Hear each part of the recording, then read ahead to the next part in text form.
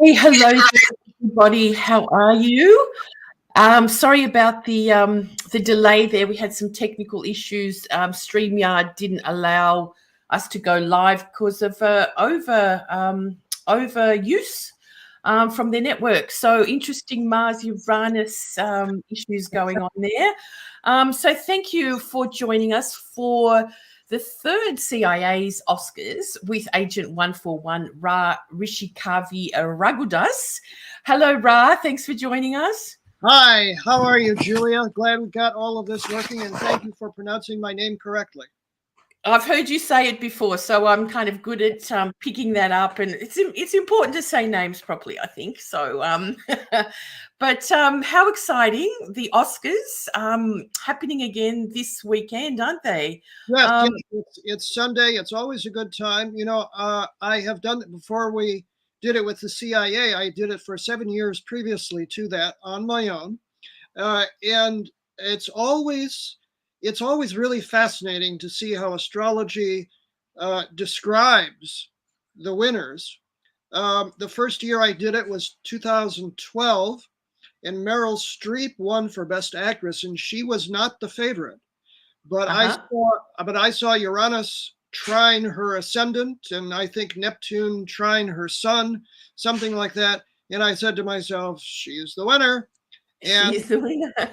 so I got 7 for 7 that year, and it was the start of a glorious run.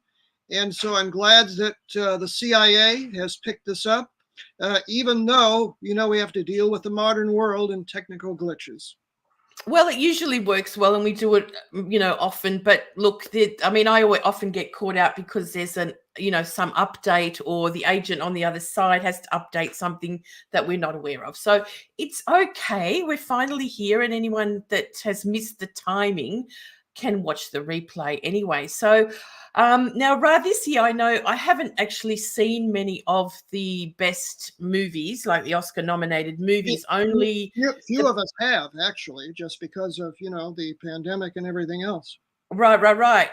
Not going to the movies. I've only seen The Power of the Dog, and quite honestly, I'm not really convinced that it's an Oscar winner. It's not. I don't know. I mean, you know, but my favorite part of what you do here is looking at the Oscars chart for the event and picking, you know, the winner, the best movie winner from that, because of the, you know, the aspects that are being made and everything on that day. And I remember, what was it last year? The movie Nomadland won, right? Yes. And the chart looked so much like a Nomadland, you know, chart. There was a few planets in Aquarius, I think, in the 6th house. That's right. You know, a different sort of a lifestyle happening. And the Mars, and I remember Mars was on the midheaven in Cancer.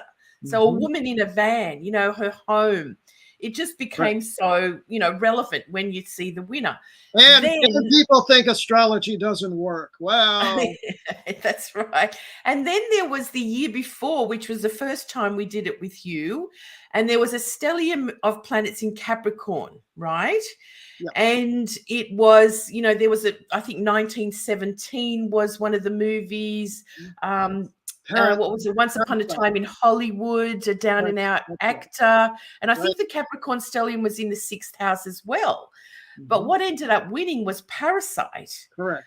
And it had Uranus on the midheaven. Yeah, in the 9th house of international affairs. Yes. And it was a South Korean movie. Okay, yeah. So you know, that upset that, you know, an international movie won was, you know, the Parasite sort of you know, theme coming out. So anyway, it's so interesting. So I'm going to be here and just, you know, monitoring things, but I'm going to start sharing your slides. And I suppose we can start. Yes? Yes, great. Now, my understanding is that you've rearranged the slides, so we'll see what comes up first. No, they're the same as they were. I've just taken out the segment of supporting actors and actresses, okay? So you'll move straight to the movie, I think, just because it's a long section. If we get time, we'll do it later, okay? We'll do it afterwards. Fine, yes. All right. So over to you, Ra. Okay, well, let's take a look at the nominees. Let's see. Do we have? Okay, here's the Oscars chart itself. This is the event chart. Now, you'll notice that everything is on the west side of the chart, which traditionally means that there's a lot of social interaction going on, right? Because that hemisphere generally relates to relating. The eastern side, the left side of the chart, generally is about one's own self-growth. And the right side of the chart refers to how we're reacting and relating to others. So almost everything is on that side, except actually for everything is between the nodes, except for the asteroid series. So we can call this, what do they call it? Kala Sarpa, something like that. So this is a very unusual lineup of planets going on right now, which says that a very unusual sort of movie might win this year. Now you'll notice that the sun this year is in Aries. Generally speaking, the sun is in either Aquarius or Pisces, generally Pisces, when the Oscars are done every year. It used to actually always be in April, but Harvey Weinstein, before his notoriety as a sex predator, was a bulldozing producer who did these scorched earth Oscar campaigns. Witness Saving Private Ryan losing to the Weinstein's company's Shakespeare in Love in 1998 for Best Picture.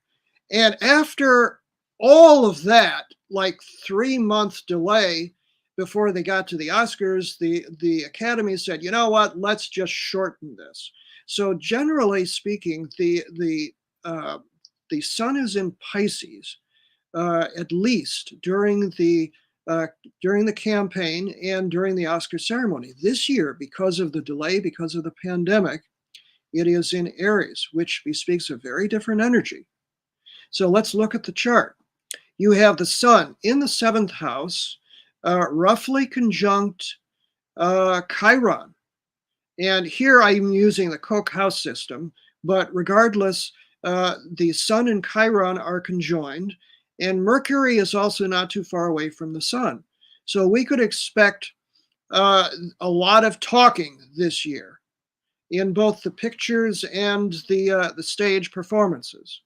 And often Neptune has been on the 7th house cusp, and this year it has moved off the 7th house cusp, but Jupiter is conjoined in an applying conjunction to Neptune, which says that there could be sort of redemptive theme to the Best Picture film this year, or something that allows for a real sense of woundedness and something that allows us to really feel deeply uplifted about things. Now, I have always found that it is the moon and the moon's house that, to my mind, really talks about the Best Picture winner. So while we have the chart with Virgo rising, and just because of the houses, you see Saturn conjoining the 7th house cusp, it's not really that close. And it's about a little more than well, it's actually like 20 degrees away. And Jupiter is not that close either to the cusp. It's 10 degrees away. So we don't have anything conjoining the angles this year, except right at the top of the chart, we have Ceres. So Ceres in Gemini, to my mind, would speak to some caring theme or nurturance theme or lack of same in the film that would win this year. You'll notice that the nodes are in the 9th and 3rd houses, okay? So a 9th house, the north node being more the destiny energy, we want to look to the 9th house to determine what might win this year. And we mentioned that Parasite won, and there was, I think, Uranus in the ninth. That is the case again this year, although I don't think we have do we have an international film in the Best Picture running this year? I think we might. But in any case, an elevated Uranus with the North Node in the ninth house could indicate an upset of sorts. We shall see. But as I was saying, it is the moon's position, its sign and house and aspects that tell me basically what's going to win this year. So let's look at this. You will notice that the moon is in Aquarius, 13 degrees at the time of the start of the ceremony, but it is conjoined Mars.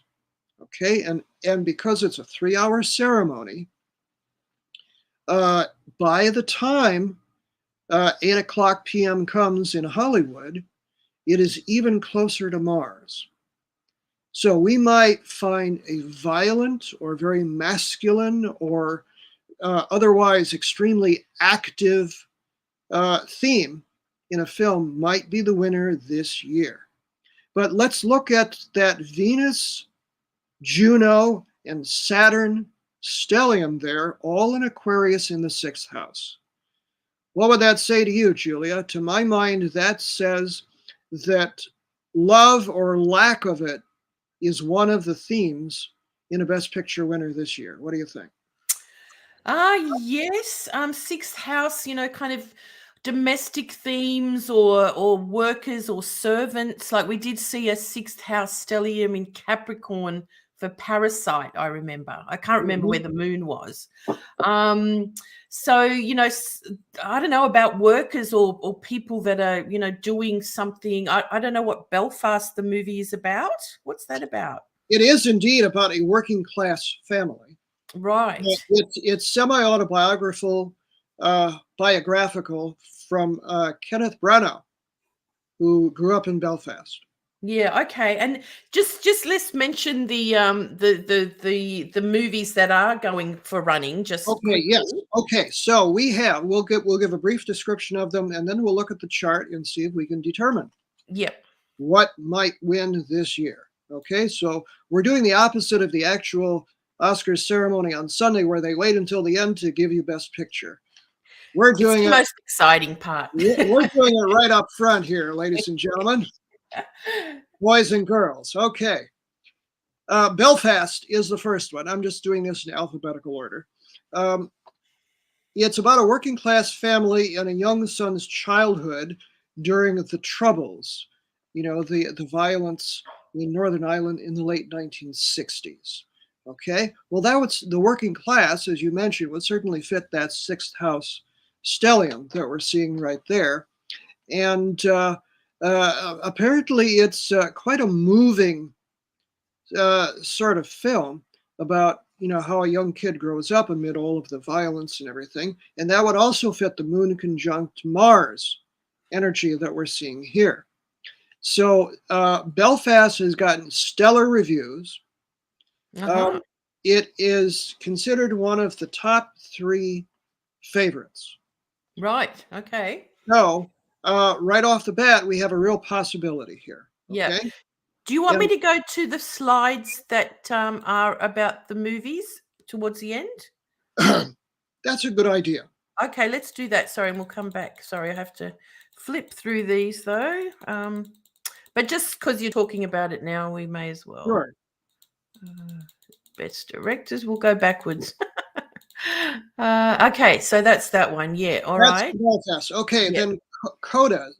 CODA is actually an acronym for Children of Deaf Adults. Okay. Now, what would you associate with deafness in astrology?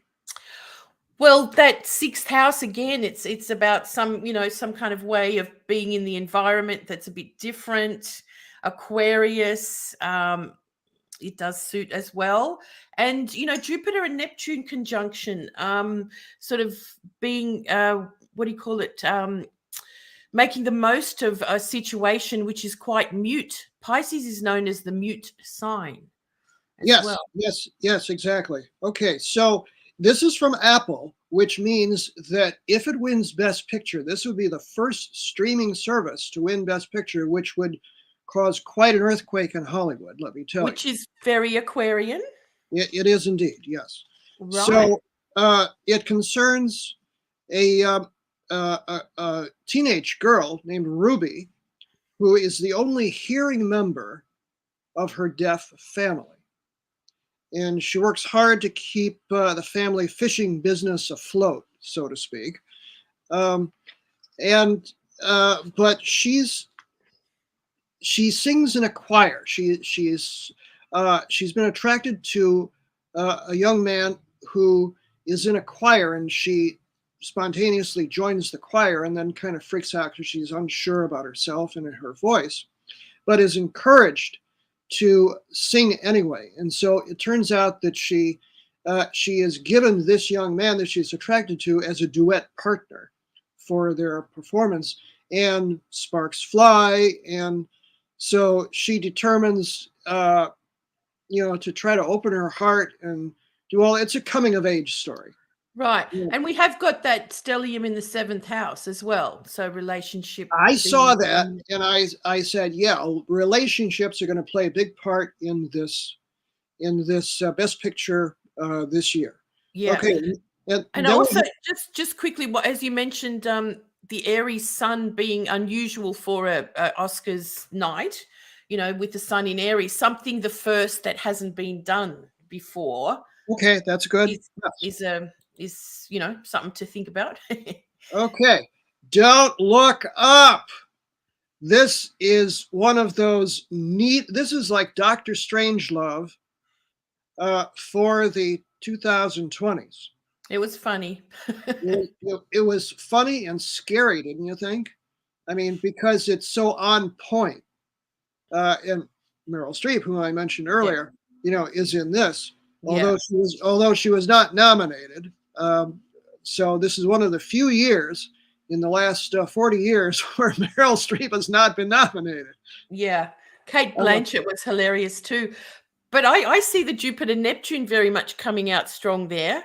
Tell me why you would say that.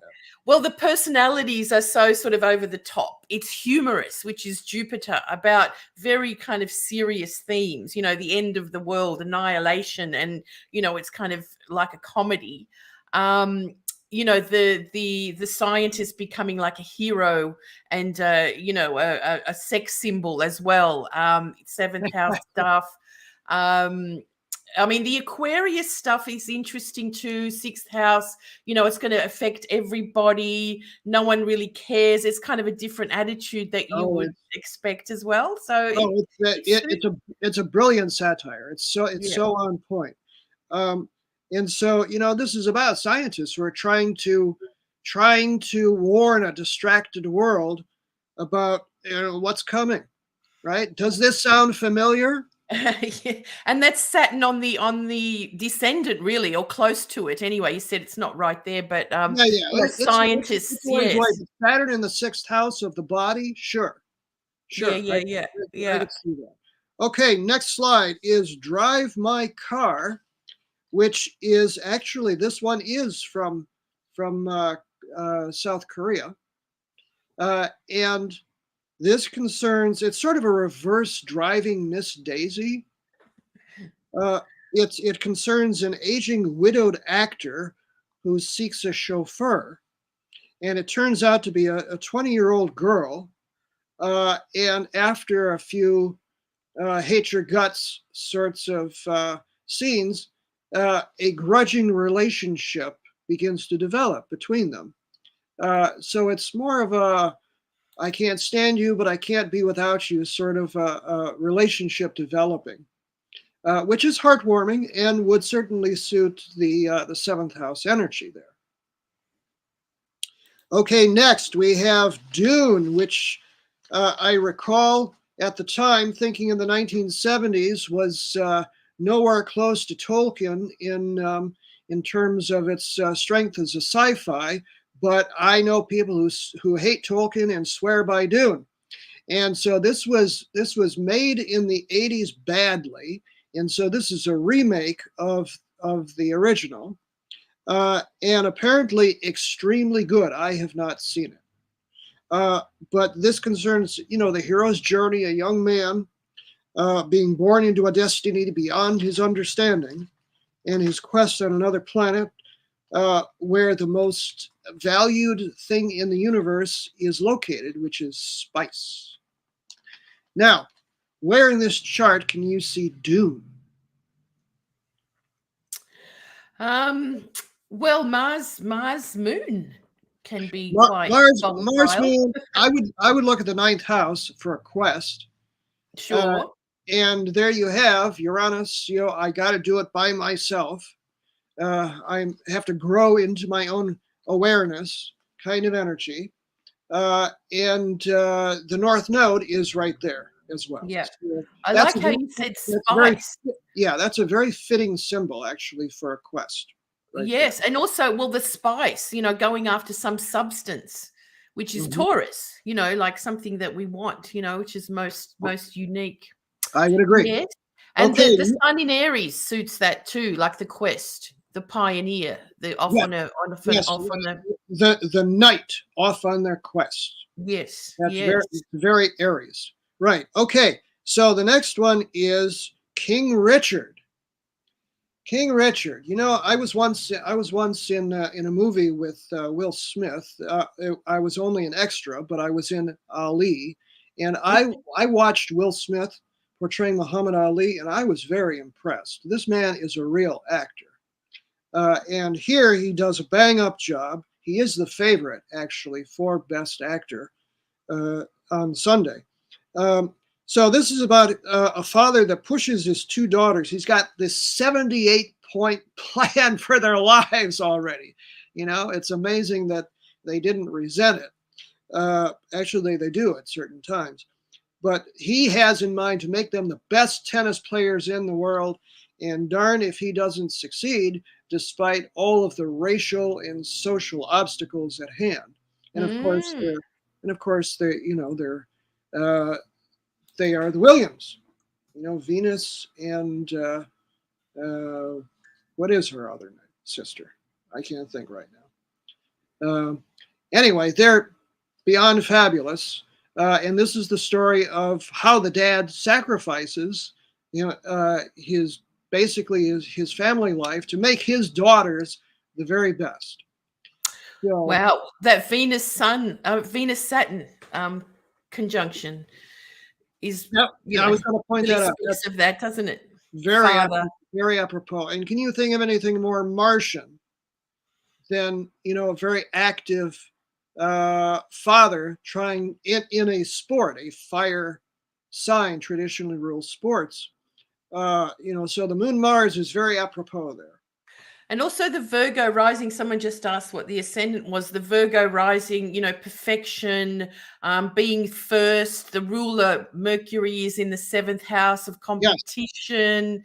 Yes. The 6th house, is also loaded for, skill and perfection and, doing your best, ultimate. Correct. Yes. Interesting. Okay.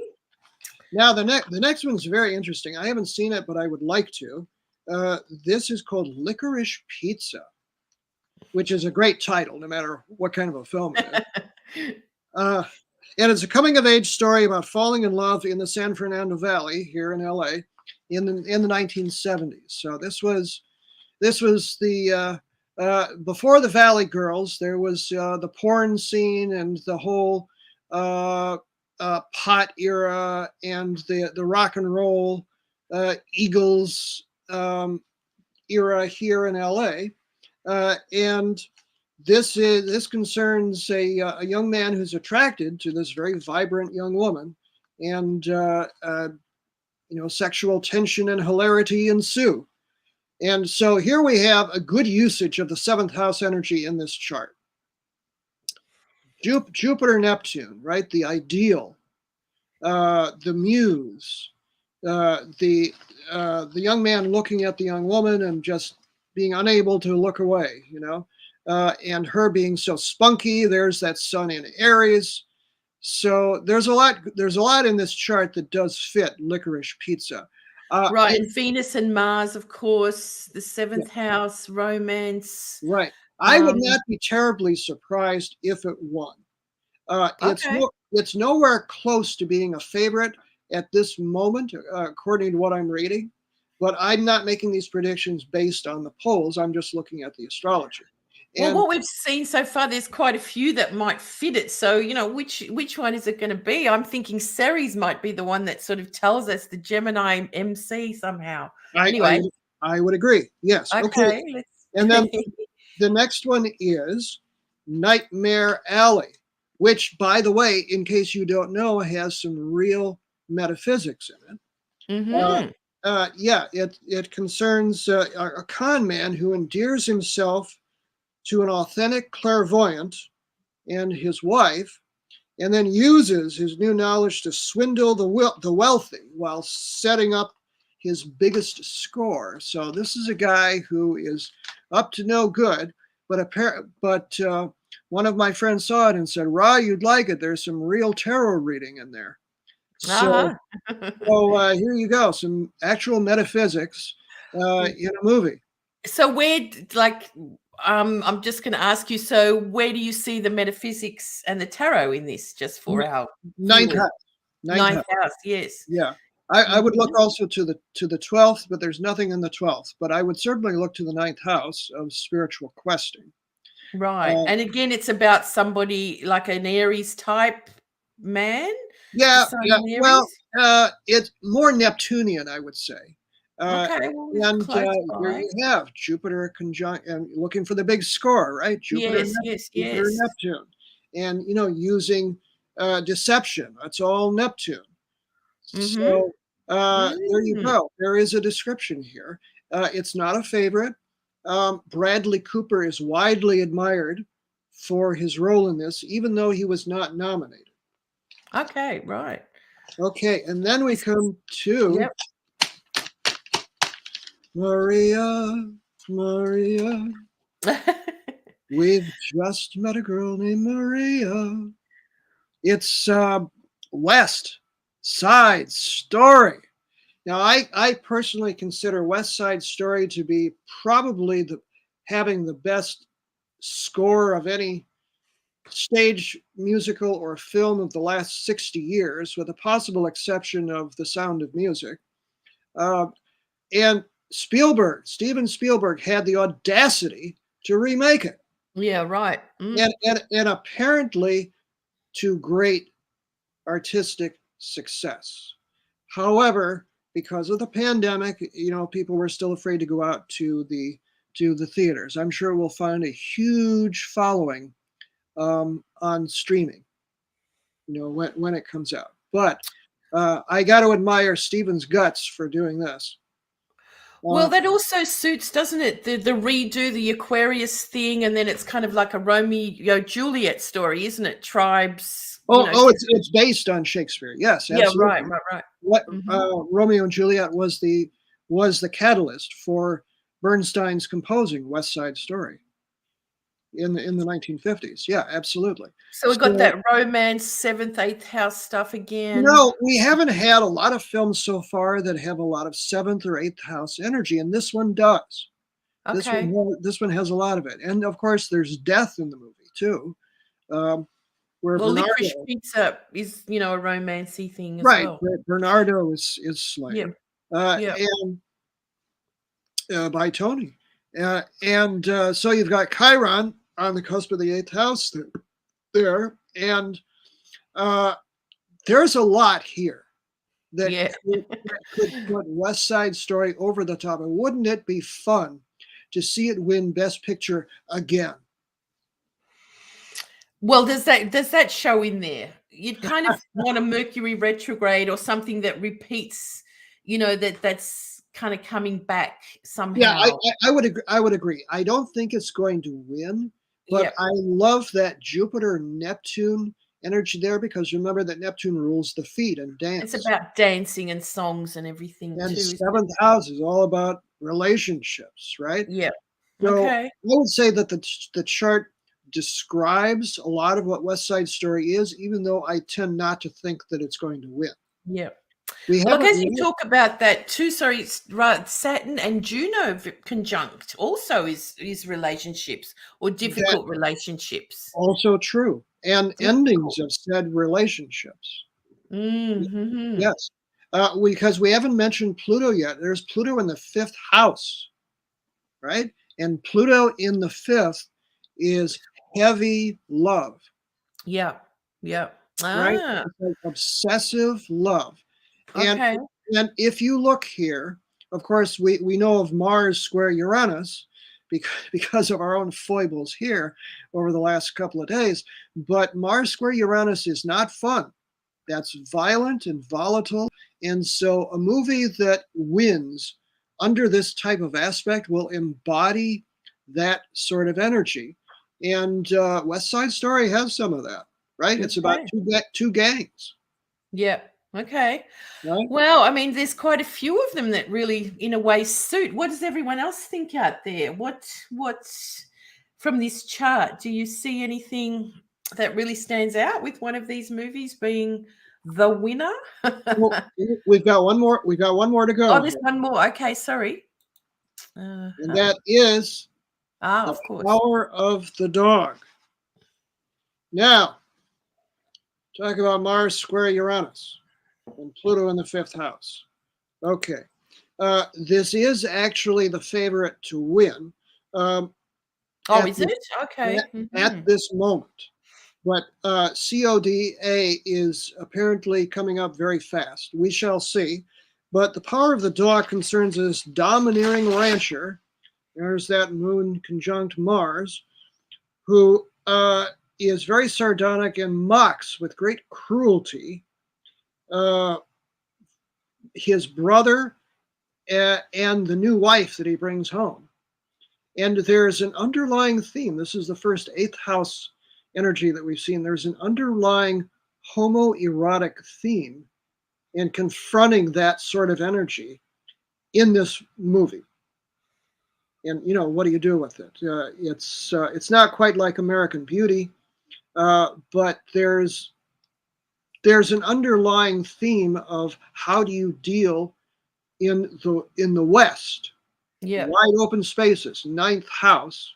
Yeah. With intimate relationships that may be forbidden. Yeah. There's And that. then being so isolated out there in the, I was going to say the outback, the equivalent of the American West, all that Aquarius as well, Moon, Mars, Venus, Saturn. Singularity, right? It's like Yeah. I got to be who I am. I'm a loner, that sort of a thing. But the Western theme is sort of turned upside down in this film. It's not about the heroic figure blasting bad guys. Yeah. The bad guys are inside. Yes, that's right. Yes. So Yeah. this is about self-confrontation. Yeah. And then also what happens at the end, I don't want to give it away, but Mars, Moon in the 6th house, there's this underlying, Yes, we'll give it away. I haven't seen it yet. Oh, okay, all right. You'll know what it means when so that really fits. And also then the wife, the 7th house, the Neptune Jupiter, she has an issue. She has a problem. Well, Neptune is what? Drugs, drink, I would think, alcohol. She has an alcohol problem. Yep. And so that's very suitable for me, that one too. So those are the 10 nominees. And then the Pluto 5th house. Sorry, the Pluto 5th house, the relationship. There's a young boy and the older man kind of, connection relationship going on, as you said before. So for mentorship, I would look toward the 10th house. And what do we have in the 10th conjunct the midheaven? We have Ceres, which is traditionally feminine, but can relate to caring no matter what. But it's also Ceres is I see Ceres as the feminine version of Pluto, really, because she's an underworld goddess as well that takes you through initiations of some sort. Okay, of life, death, rebirth, or again finding yourself, but more in a feminine way as opposed to Pluto. So that fits. She fits there for sure. Of all of the movies here, I would say that there are three that fit this chart the best. The Power of the Dog. I really do like West Side Story. Okay. I really like it in relation to this chart, even though I would be extremely surprised if it won. Okay. And I like CODA, Right. which really does relate very closely to this chart in many ways. And I would love to see Licorice Pizza just pull a tremendous upset here, but I don't think so. Okay. Yep. So, All right. so my pick here for Best Picture this year is The Power of the Dog. Okay, you heard it here first. Thanks, Ra. All right. Well, anyway, everyone can keep looking at this chart and see what happens on Sunday, and then relook at it and go, okay, that makes more sense now. But again, the ruler of the ascendant Mercury, I think, is perhaps telling, and it's also ruler of the MC and Ceres. Yes, so, what does that bring into it out of those three that you've mentioned? Well, remember that communication is the aegis of Mercury. Okay. And there is, there can be subtle communications, but generally a lot of talking in these films that win under this kind of energy. Now, because of the time in LA, Virgo is generally going to be the ascendant. It's unusual. It's unusual this year that the sun is in Aries, so it's often a sun in Pisces or even Aquarius, with the Virgo ascendant. This is a very unusual year. So by sign, in fact, it's closely in conjunct to the ascendant in this chart. Sun is closely quincunx the ascendant, which says probably a split to me, a split in terms of perhaps best director and best picture maybe being different, or not a straight sweep. In other words, best actor or director and best well, picture. I'm going to add, or my preference would be that it's something to do more with a loner, a personal experience of someone in amongst all of that. So Power of the Dog suits that for me. Okay. Right. As opposed to the dancing and the romancing and stuff. It's Aries sun rules the day, and with Mercury somehow for me. Right. So Siskel and Ebert, listen to us. All right. We're actually agreeing here. Yeah. Okay. Let's move on. So this is now Best Actor. Yeah. Best Actor. Yeah. This is actually, who is it? This is supporting actor. So you want to go down further. Oh, I'm sorry. I did it the wrong way. Okay. Hang on. Let's just go back to this. Let's go. So which ones? These are the girls. Okay, let's do the director first and I'll get the other one ready. Okay, director. That's appropriate. We're just doing everything backwards here today. Okay. Now, this man's name I have made sure to pronounce correctly. Ryusaki Hamaguchi. And he is obviously Japanese. And this is his chart. Now, I have found that there are very few timed charts this year in the supporting categories. They get a little better when it comes to the leads, and we've only got a couple though in the directors. So this is an untimed chart here. He was born in Honolulu, but we don't have a time for him. But notice that Neptune is square his sun.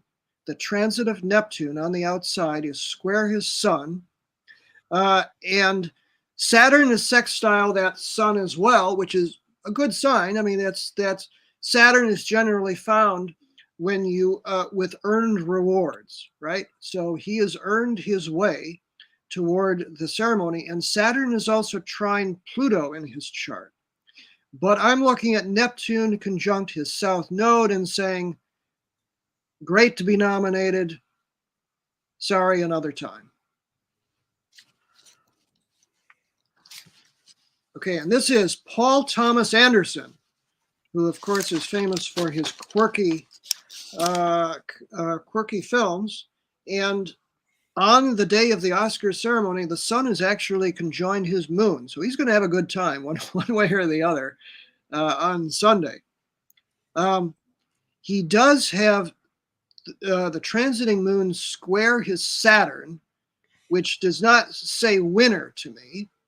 And Neptune is also almost exactly opposing his Pluto, and Neptune being ruler of film, but also sometimes causing disappointment. I'm not picking Paul Thomas Anderson to win, just for him to have a good time on Sunday.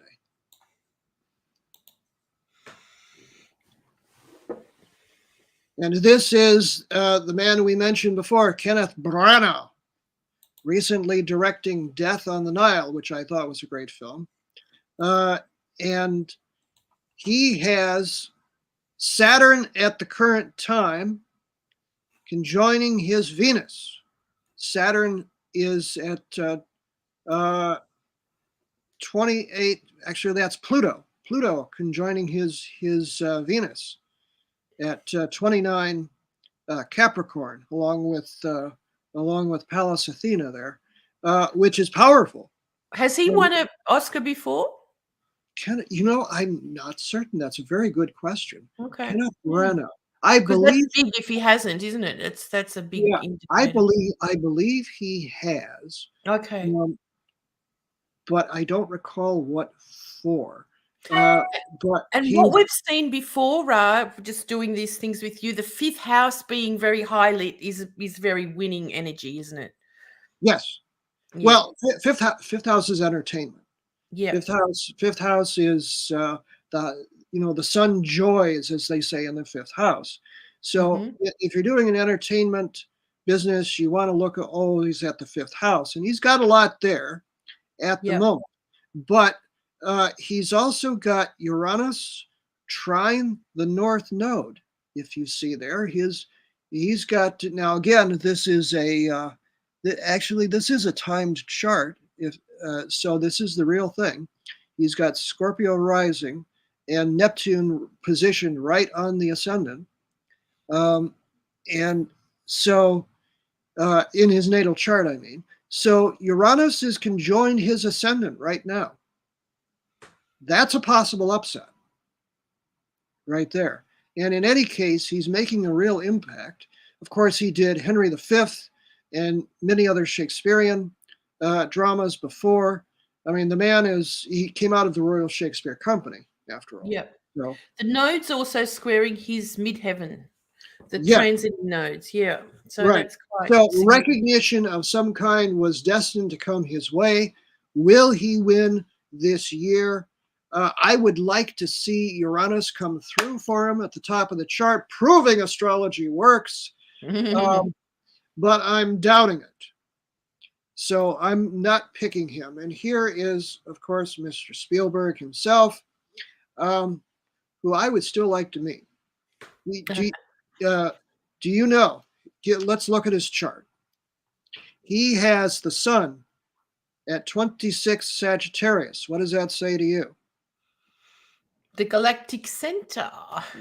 And is there anybody more famous or more influential in Hollywood over the last almost 50 years? There is not.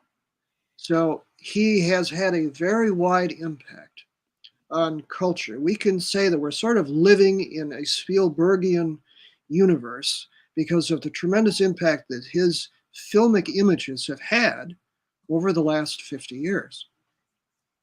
You know, he got his start. He dropped out of college. He was going to California State in Long Beach, and he decided, I'm just going to go up and go to the studio. So he went to Universal Studios every day, rode the tram, paid to ride the tram around the studios, and jumped off. And people got used to seeing him walking around the studio. right? And they figured he was some young hotshot director or some kid who had something on the ball.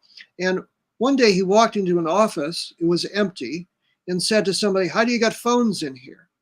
And the executives were so impressed with this guy's chutzpah that they said, "Let's give him a project." So they gave him a couple of things on TV, and then they gave him Duel, the TV movie with Dennis Weaver being pursued by this huge trucker, and then he was off and running in features. That's Spielberg, who had the guts to remake West Side Story. And right now, Neptune is square his sun in an applied aspect, which... And at the midheaven with Jupiter. So that's pretty dynamic, isn't it? Yeah, exactly. I don't consider it past the possibility that he could win this year. Well, it's certainly loved, whatever he does, if he wins or not. The North Ceres on his North Node as well is, quite significant too. Yes. Mars squares his Jupiter, so he's full of energy. But on Oscar night, Mercury is square Mars in his chart. That does not sound to me like somebody who is happy. That sounds like somebody who might be a little frustrated. Okay. And the transiting moon is opposing his Pluto. So, sorry, Steve. Not this time. He's had a few. He's already got so many. I don't think he'd be disappointed at all. He does it for the love of it. No, not the accolades these days. Exactly. Now we've got one of the viewers, Adriana, has said that what's his name? Kenneth has won 5 Oscars already. Kenneth Branagh. So thanks for that information. We've got agents looking up things for us as we do this. Awesome. Good. Okay, here's the final nominee, which is an Australian, you may know. Yes. Is she Australian? New Zealand. New Zealand, sorry, New Zealander, yes. Yeah. Jane Campion, who has, and is this a timed chart? I can't quite see it. No, it's not timed, but she has, by transit, Uranus conjunct her sun. It is a little past, but it's still within orb. And during the Oscar voting, was closer to her sun. Not only that, if you order right now, you'll also get Jupiter trine her natal Uranus very closely. Her Uranus is 19 Scorpio, and Jupiter sits at 20 Pisces on Sunday. Now, I was born under the Jupiter-Uranus conjunction. They call that the thank you, Lord energy. And in my case, I got myself in all kinds of weird situations that somehow get rescued, as you well know from our tech issues here. But Jupiter trine Uranus is very, very lucky. Okay? And that Venus, Juno, Saturn conjunction opposes her Pluto. Now, by itself, I would say Saturn opposing Pluto, maybe not so good. But remember, Saturn gives earned rewards, right? She has been, I believe she's been nominated before, but has not won. I think she won something for the piano years ago, didn't she? I'm not. You might be right. I think she was nominated. I don't. Okay, all right. I can't remember. I don't think she won. Okay, well that's good. But based on the Jupiter trine Uranus, which is the luckiest aspect I've seen in these charts, and Uranus conjoining her sun, I'm giving it to Jane Campion. So congratulations. Well, also, Ceres on the midheaven of the Oscars chart. You know, the female. She's the only female here. That's true. Very true. And she did direct The Power of the Dog. Yes, that's right. Okay. Okay. We have what best. Oh no, hang on. So now I'm just switching to this for you. So these are now the best actors, yes? Okay, best actor. Great, yeah. Okay, this is Andrew Garfield, who was in, my notes here say he was, there's my notes here. Here, he was in. And this is the time chart. So, gosh, Neptune right there. Woo-hoo. Okay, yeah. Okay.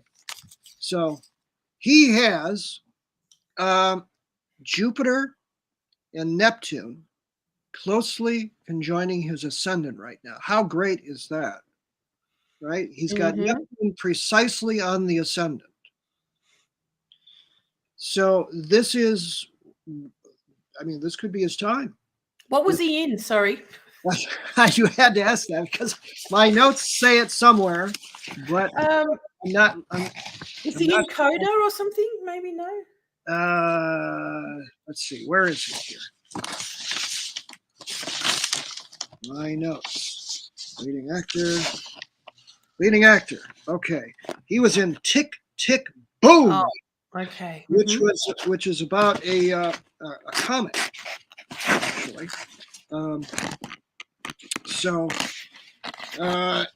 this is a guy, of course, Jupiter ruling jollity. It's very appropriate.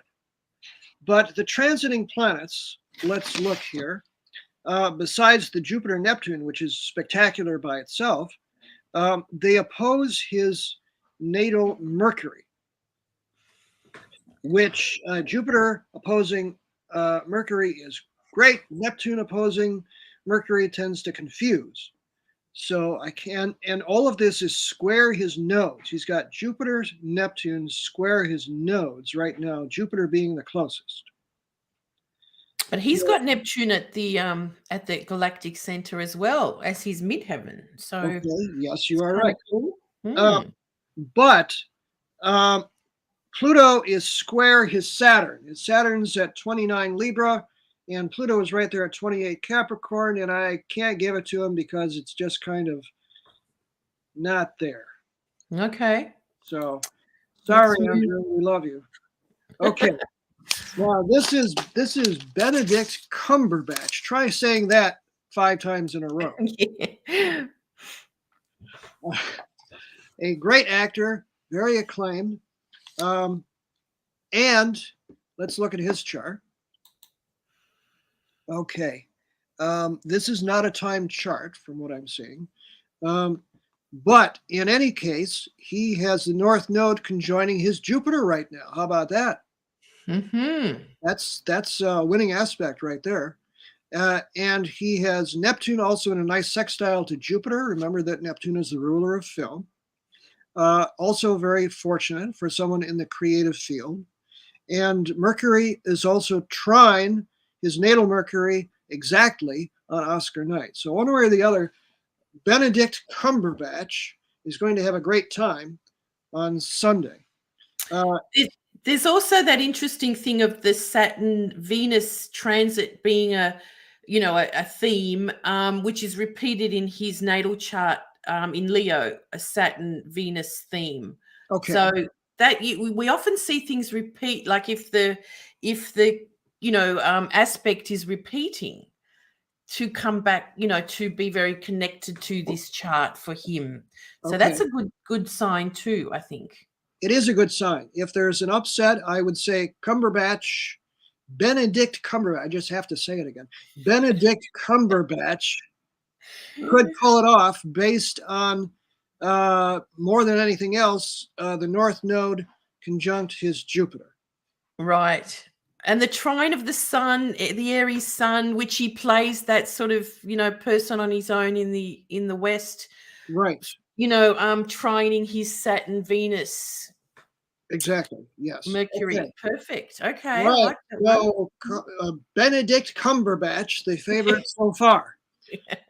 And then we come to Denzel Washington in The Tragedy of, I can't even say it, because in the theater, they just say the Scottish play, because it's considered bad luck to actually say the name of the play because there's so much blood in it, right? I was actually in a production of this play at one point. It was one of the few times where I died intentionally on stage, and it's a heavy duty play, and making a film of this, wow. But if you want somebody with gravitas, you choose a Capricorn, right? So here is Denzel in the Scottish play on film, and he has Neptune trine his Venus right now. How nice is that? We don't With know the what node there. yeah, we don't know what his personal life is like right now, but that's a fall in love and have all kinds of wonderful magical things happen in your life kind of period. Okay. And the sun right on his descendant. Wow, that's kind of spot Yes. on. Mhm. The transiting north node is conjoined his Venus as well. So he has Neptune trine his south node and sextile his north node right now. But the reason I'm not giving it to Mr. Washington is Mars on Oscar night squares Saturn in his chart, which is not the sign of a winner traditionally. It's gravitas, but also frustration. So Mhm. can't do it, Mr. Denzel. He is in blood stepped in so far that we're here to wade no more, returning where his tedious is going o'er. Ooh. Okay, so then we come to something also heavy, but less heavy than that. Javier Bardem in Being the Ricardos. Did you watch I Love Lucy? I've seen Being the Ricardos. I'm not sure what I thought about it. It was fun, but it was a bit odd. Okay, well, here in the U.S., the uh, the theme song you recognize with one note, and I hated that show as a youth because I thought it was just so silly and trivial. Lucy's always being jealous of Ricky. It's like jealousy is just such an inane emotion, right? And then I grew up and I came to LA, in show business, and I recognized that this was a comic genius who was the first female producer and paved the way for a lot of other people in show business. And now I love Lucy. Uh-huh. Well, it was interesting insight into Nicole Kidman playing Lucy. And just, I didn't know, we never know what's in behind Lucy's story. I didn't, but, kind of finding out what she went through as in her career. So it was a good she overcame many, many obstacles. Yeah. I mean, simply being a woman was an obstacle in Hollywood. Yeah. And she produced their show, right? And they had to talk the executives into it, twist their arms, made some of these somewhat shady deals just because she had to at that point. So here is Javier playing Ricky. So here we have Javier's chart, and the best aspect that I could find for Javier Bardem is that Mercury on Oscar night is exactly conjoined his north node and Chiron. But Neptune is also opposing his Pluto, which doesn't say winner to me. Mercury is trine his Mars, which says he's got a lot of vigor and energy and may give a great speech, but probably not as the winning nominee. And the transiting moon is also opposing his natal moon, which is a little bit of a time of tension rather than comfort.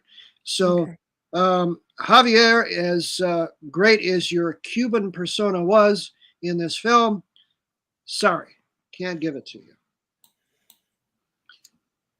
And then we come to Will Smith.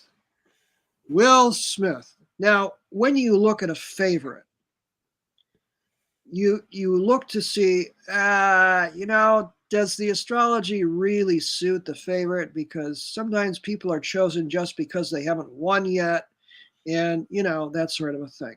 But in this particular case, listen to what the astrology says.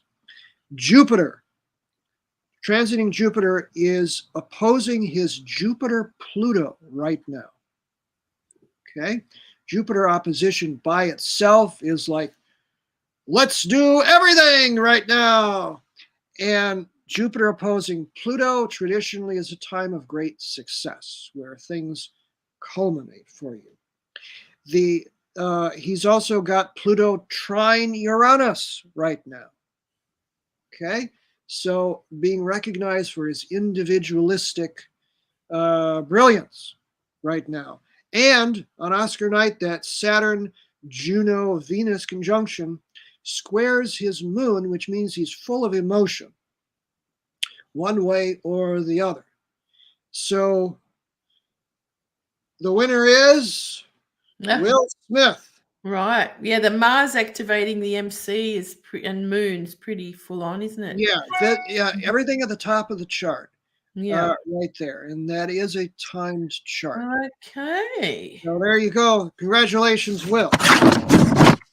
Now, hang on. Is this the best actresses or supporting ones? These are, that's the best. That's best actress. These are the best ones. Okay, yeah. So let's go.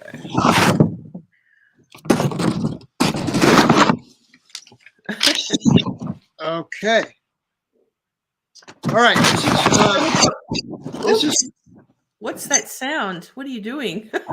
Sorry, these are shuffling my notes here. Okay. Okay. This is Kristen Stewart portraying Princess Diana. And very surprisingly and poignantly, by all accounts, even though the Stewarts themselves didn't really take kindly to the portrayal. But, the Queen dies, Princess Diana's family didn't take kindly to it. But Kristen Stewart, by all accounts, does a bang-up job. And she has, am I right that this is timed? Yes, it is. She has Venus right on the midheaven, along with that Saturn and Juno, which should say something to us. Okay. And Ceres on the ascendant, which is interesting because she portrayed a woman that, had such a difficult time with anorexia, which is Ceres is all about eating disorders. So this is interesting. Yeah, that's one of the aspects of nurturance, right? Uranus is also square her nodes. And remember that if we consider a planet in square to the nodes to be a skipped step, you're looking at a possible upset here. Mm-hmm. And maybe upset in more ways than one, if she actually did win. Because someone from nowhere coming up and going, but that's happened before. Yeah, right. No, but I mean also, some of the controversy regarding the actual royal family. Okay, so she is a distinct possibility given what we're seeing here. And the royal family, that ninth house Uranus, remember that we had it in the beginning chart, the first chart. So that upset for, international winners overall. Correct. Yes. Okay. This is Nicole Kidman playing Lucille Ball in Being the Ricardus. Okay, and for all of its recognition, I'm not seeing a lot here astrologically that would suit a winner. Let's take a look. She does have Jupiter opposing Uranus exactly. That could or could not, any combination of Jupiter and Uranus is the unexpected. So that is one possibility. But other than that, Chiron trines her Venus, which is okay. The moon on Oscar night opposes her Venus, which I would look at as a good time, but nothing more. But that Venus-Mars energy in Aquarius is making an inconjunct, an awkward 150-degree angle to her Uranus-Pluto. So nice as this is, I'm not seeing an exact winning combination here. The Jupiter opposition to Uranus could pull it in, but it's only one aspect. And Not I'm enough, not seeing, eh? I'm not seeing enough here to tell me that she's actually going to win. Okay. And here we have that fireball, Penelope Cruz, who actually is married to Javier Bardem, right? So Penelope Cruz actually has very good aspects on Oscar night. Look at that. She has Jupiter conjunct Venus. And this is a timed chart. So look at that. Jupiter conjunct Venus. That's win the lottery time right there. So that's a real possibility. And she has Neptune conjoining her Venus as well. So Neptune is even closer because Jupiter and Neptune are only 3 degrees apart right now. That's pretty nice, isn't it? And Yes. trining her moon. Very nice, yes. And Pluto is squaring her ascendant, which means a big change coming for her. I would give it to her, except for this, that I'm seeing Saturn squaring the nodes. Damn. Has she won an Oscar before? Yeah. Yes, she has. Yes. Yeah. Yes, she won. She won for playing a passionate fireball of a woman in a one-word movie title, which I'm forgetting right now. Okay. But Yeah, if not for Saturn square the nodes, I'd give it to her because those are great aspects. right. I mean, Pluto squaring the ascendant as well. As well, we know that squares, can be the dynamic that is, that really pushes past something. So, all right. And this one? This is Olivia Coleman, who is also considered one of the favorites. And here, is this a time to chart? No, it's not. So we have to go by the aspects. And she has transiting Venus conjoining Jupiter in her chart, which is a great time, right? She's going to probably get a drink beforehand, say, what the hell, I'm just going to go and enjoy myself no matter what. She does also have that Venus, Saturn, Juno conjunction exactly on, or excuse me, she has Saturn and Juno precisely on her Venus. On her Jupiter. Yeah. Yes, that's what I mean. Jupiter. So that whole little stellium there is right on her Jupiter. And Pluto on her Venus. Pluto conjunct her Venus. Pluto conjunct her Venus within a degree. And the transiting nodes square Mercury, which could be a speech. Mm-hmm. Okay. You know what? I did start watching what she was in, whatever it's called, but Volver. That's the name of it. Volver. She won for Volver. Okay, all right. Did she? I think so. You're talking about Penelope. Yes, sorry. Yeah. Right. Anyway, okay. So now this one.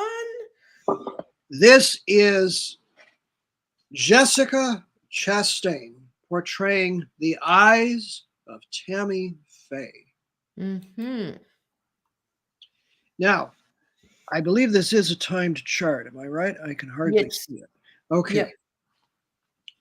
Okay, now here's where Mr. Pluto shows his power. Okay, now you will notice also that the transiting nodes are on her ascendant descendant axis. That's the first thing. Okay, so during the Oscar voting, they were right there, right on the ascendant descendant. And she is also under her midlife explosion of Uranus, the Uranus opposition.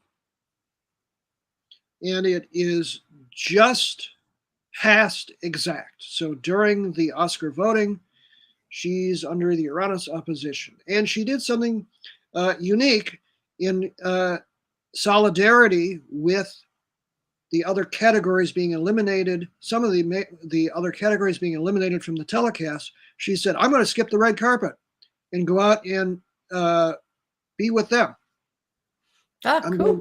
I'm going to attend that instead of walking the red carpet. So good for her. All that Aquarian in the third house. She's not doing it like everyone else. That's it. What I'm noticing here, her 10 degrees Virgo MC is the same as the chart for the event. The ascendant. I've just noticed. There's a clue. Notice that Pluto is also sextile the ascendant, which adds power. But more than anything else, this is what tells me that she is the probable winner, is Pluto, transiting Pluto, trine her Jupiter and descendant precisely. Right. Nice. So I am giving the Oscar tonight to, the Astro Oscar goes to Jessica Chastain in the eyes of Tammy Faye. All righty. You heard it here first. All right, we've done the directors. Let me skip through there. All that's left is the supporting. I can just tell you my picks as winners if we're running long. Just do that because we've already gone for it over an hour and a half. Oh, hang on, okay. An hour and 20 or something. Yeah. All right, very good. My pick for Best Supporting Actor is Troy Kotsur in CODA, based on the fact that Jupiter is exactly opposite his Pluto on Oscar night.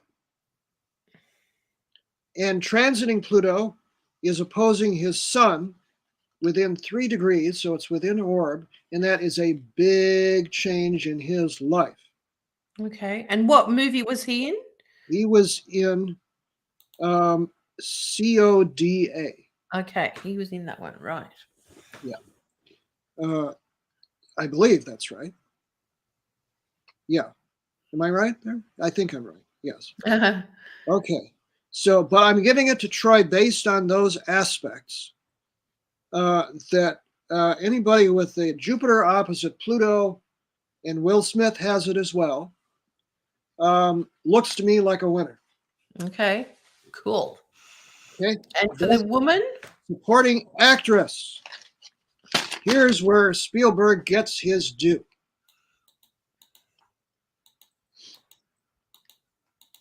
Because out of all of the, oh, very nice. Thank you for that. Out of all of the nominees, it is only Ariana DeBose who portrays Anita in West Side Story, who has Jupiter precisely trine her natal Pluto. Jupiter-Pluto strikes again. And her node is at 27 Capricorn, which means that Pluto, she has a Saturn North Node conjunction at 27, 28 degrees Capricorn, and Pluto has been sitting right there. So Pluto on the North Node, big, big, big change in your life. And she does have Saturn square the nodes, but based on the Jupiter trine Pluto, I'm giving it to Ariana DeBose. Okay, cool. Well, thank you, Ra. Gosh, that's a lot that you've looked into there for us. This is always a lot of fun. This is something that I really look forward to every year. Well, you show your passion and how much you do follow it all. If for anyone that's interested in more of Ra's work as an astrologer, you check out starpresence.net. Of course, you're in Los Angeles. I'm in LA, but I do Zoom readings. Yep. Maybe not StreamYard, but I do Zoom readings, phone readings, as well as in-person readings. You can always book it on my website, and I do daily astrological forecasts on my Facebook and Instagram pages, and I will soon be up on YouTube as well. So check me out, please. All right. So I was just wondering, Ra, when I post the replay, can you just write out your favorites, what you've picked for the winners? Yes. So we can sort of circulate that and see what happens on Sunday. Yes. And also just tell us, Ra, you wrote an article for us on your book that is coming out. When is it coming out on James Bond? Well, thank you for that mention. Yes, well, finally, the book is coming out this summer. It's The Astrology of Bond, James Bond. It's the definitive look at the entire Bond franchise seen through the lens of astrology. It goes all the way back through Ian Fleming's obsession with Dr. D, Queen Elizabeth I's spy and astrologer, and moves through his life and all the actors who've played Bond, the producers. It's the definitive work. Nobody's ever done it before. Everything you wanted to know about James Bond, the whole story, but also seen via astrology. Yes. This summer from the Wessex Astrologer, being published in the UK. So keep an eye out for that. Also, Ra wrote about a nice article about that book in our Time Lords magazine. So if you haven't seen it, go to our website. The front page will take you to Time Lords magazine. It's free, so check that out. I also want to tell you about the Cosmic Renaissance we have starting next week, which is an amazing deep dive into the astrology for the Jupiter-Neptune conjunction coming up in April, but not just about the conjunction, but it's kind of like a cosmic training to really tap into our dreams, to tap into our spiritual kind of journey that's going on at the moment, you know, rising above these difficult times and the chaos with also, you know, amazing astrologers, Patricia Walsh. Sol Jonasson is going to take us on a dream journey, accessing our dreams. Cassandra Butler on opening the psychic, intuitive selves, or learning to trust that a lot more.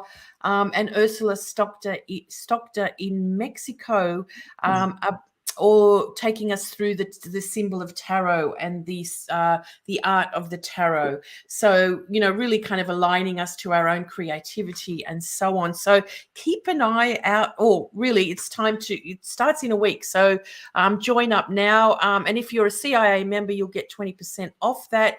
And there's also 20% off till the weekend for the CIA Academy, which we have incredible stuff going on there. You know, to about 20 new webinars a year, and now in our collection and in our archives we have about 85 webinars which you can learn from. So really amazing value for like $12 a month. And this is what we've got coming up. So I'll be doing the Jupiter, Neptune, Pisces look next week, which is part of the symposium, the Cosmic Renaissance.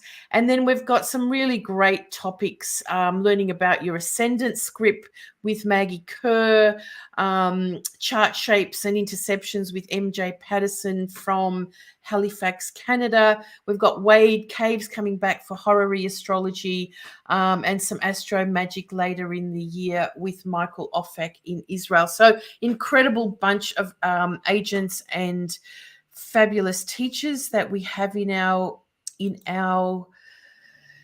academy. So do join up and make the most of the 20% off right now. So thank you all for listening so much. I would like to thank Julia.